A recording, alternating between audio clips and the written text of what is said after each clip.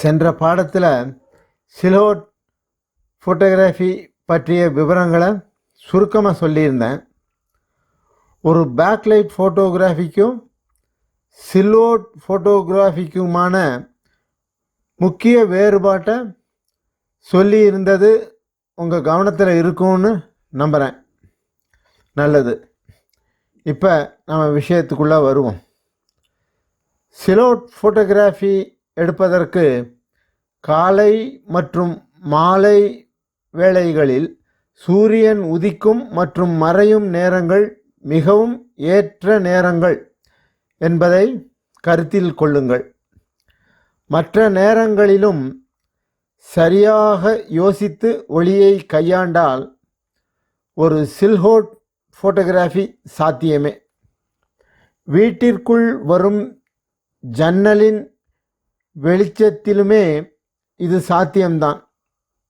எந்த நேரமாக இருந்தாலும் சரி, நமது தேவை கருதி சப்ஜெக்டின் பொசிஷனை மாற்றி ஒரு ஜன்னல் வழியாக கசியும் சாஃப்ட் லைட்டில் ஒரு அழகான போர்ட்ரைட் எடுப்பது அல்லது அந்த வெளிச்சத்தை ரிவர்ஸில் கையாண்டு ஒரு சிலோட் எடுப்பது இரண்டும் சாத்தியமே.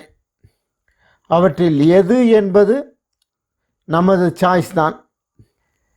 ஜன்னல்கள் மற்றும் கதவுகள் வழியே ஒரு அறைக்குள் கிடைக்கும் வெளிச்சத்தை பயன்படுத்தி எடுக்கப்படுபவை அவைலபிள் லைட் ஃபோட்டோகிராஃபி எனும் பிரிவை சேர்ந்தவை.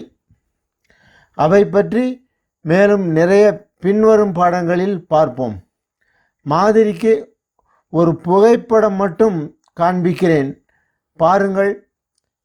இந்த படம் ஒரு அறையில் 2 ஜன்னல்களுக்கு இடையே வரும் டேலைட்டை பயன்படுத்தி எடுக்கப்பட்டது. இங்கு டேலைட் என்பது சூரியனின் கதிர்கள் கிடையாது, வெறும் வெளிச்சம் மட்டுமே. இந்த வெளிச்சம் படத்தில் சாஃப்டான ஒளி மற்றும் நிழல் கலந்து படத்தின் டெப்த்தை ஒரு முப்பரிமாண படத்தின் அளவிற்கு உயர்த்தி உள்ளதை கவனியுங்கள். சரி, சிலோட் சப்ஜெக்டுக்கு வருவோம். சூரிய ஒளியை கவனமாக ஒரு சப்ஜெக்டின் பின்புறம் மறைப்பதுடன் அந்த வெளிச்சம் புகைப்படத்தின் மிகப்பெரிய ஏரியாவை கவர் செய்யுமாறு ஃப்ரேம் அமையுங்கள். பேக்ரவுண்டில் எந்த அளவிற்கு அதிகமாக, அதாவது பரவலாக வெளிச்சம் இருக்குமாறு படத்தை அமைக்கிறீர்களோ அந்த அளவிற்கு சப்ஜெக்டின் நிழல் அதிகரித்து கருமையாக காணப்படும். பேக்ரவுண்டை குறைத்து சப்ஜெக்டின் ஃப்ரேமில் அதிகம் நிரப்பினீர்களேயானால் சப்ஜெக்டில் நிழலின் தீவிரம் குறைந்து அதன் டீட்டெயில்கள் மெதுவாக தெரிய ஆரம்பிக்கும்.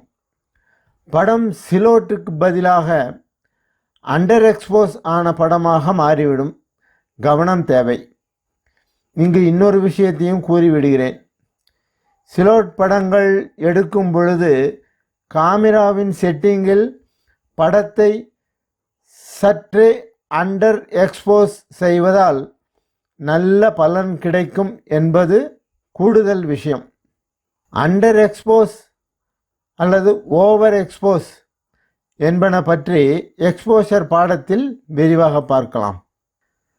இதற்கு முன் நான் சொன்ன விஷயத்தில் அண்டர் ஓவர் எக்ஸ்போஸ்கள் செய்வதற்கான வசதிகள் இப்பொழுது வரும் செல்போன் கேமராக்களிலும் வந்துவிட்டன என்பதையும் அறிந்து கொள்ளுங்கள்.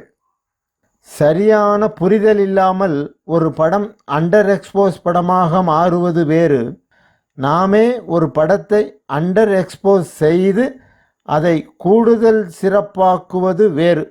இரண்டிற்குமான வித்தியாசத்தை இந்த படங்களின் மூலம் புரிந்து கொள்ளுங்கள்.